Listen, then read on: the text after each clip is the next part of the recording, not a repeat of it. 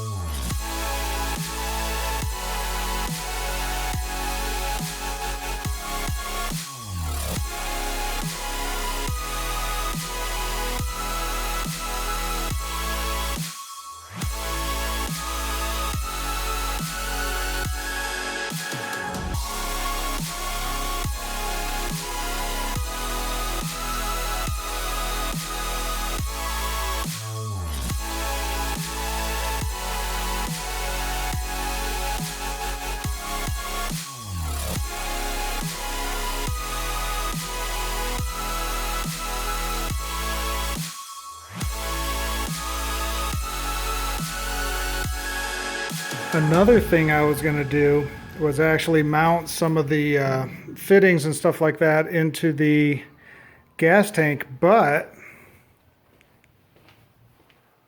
if I mounted the fill cap here, I can't slide the gas tank out because this is so tight fitting that I wouldn't be able to do anything. So, and since I don't have the plate in down here, you know, this needs to come out still. So It's kind of interesting. As I'm going through this process, I just kind of feel like, what I'm doing depends on three other things being finished, and those aren't finished yet. And so I'm just being blocked at all times. And I'm even thinking about how I'm going to be finishing the bottom of my aluminum panel that's going here, whether it's going to be, coated like with an undercoat or whatever. And, a lot of that stuff I'm not interested in spraying after it's on the car. I want to spray it off the car and then put it on here so it's just perfectly nice. And so, do I need to do that now?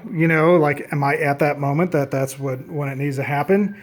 And so I'm not sure yet. So there's a lot of I think I need to sit down and actually read the manual all the way through once and start kind of getting a preemptive game going on, because we're getting close to certain things being finished and pushing through.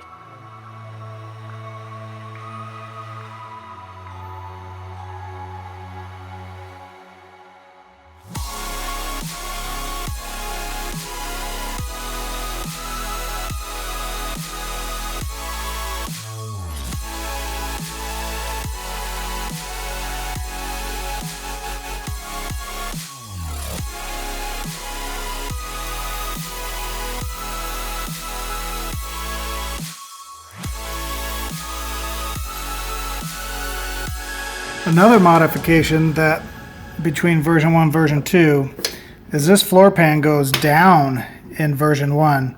In version 2 it comes actually underneath and towards you, so you could see that's a super tight fit. Well, they talked about running the brake lines, which you could see right at the top here, coming down, and they wanted to come all the way down to the inside and poke through. Well, I decided instead of doing that I would just turn them over and have them come out a little bit and then come out the outside. So it's a little area that I'll have to seal and silicone up, but I think it's better than going through the bottom of the floor pan. But otherwise it came out really nice. And the reason I looped these is, it shows that in the manual, but when I originally put these on, if I would have thought about it, I would have torqued them so they're only coming out the side and it would have been cleaner.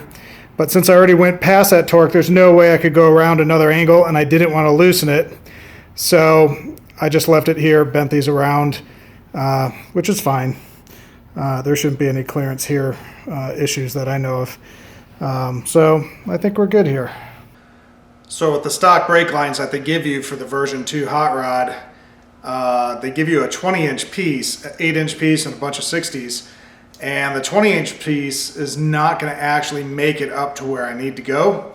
And so instead of putting multiple pieces in or getting some random parts, I kind of wanted to match the lines exactly. And so I went online to look up Rhino Hide, which is the brand that they're using, and O'Reilly's came up. So I went over to O'Reilly's, even though on the website it only had 80-foot lengths and stuff. And it just so happens they had a 30-foot length, which is exactly what I need. So I'm totally stoked about that. Hopefully I can finish up the front end brake lines, and it will all look, up to spec as dictated by Factory 5.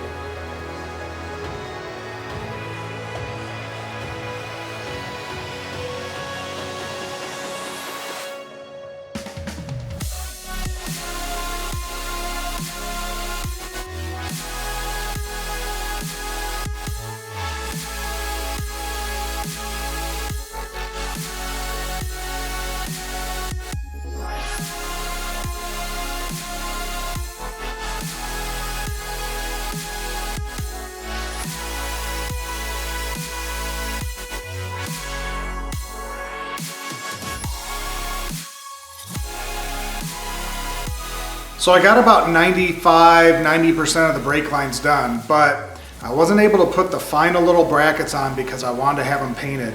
And of course, once you paint something, you have to wait about 48 hours for it to cure. So I'm gonna wrap that up in another video, but everything's coming along really good. Have a great day.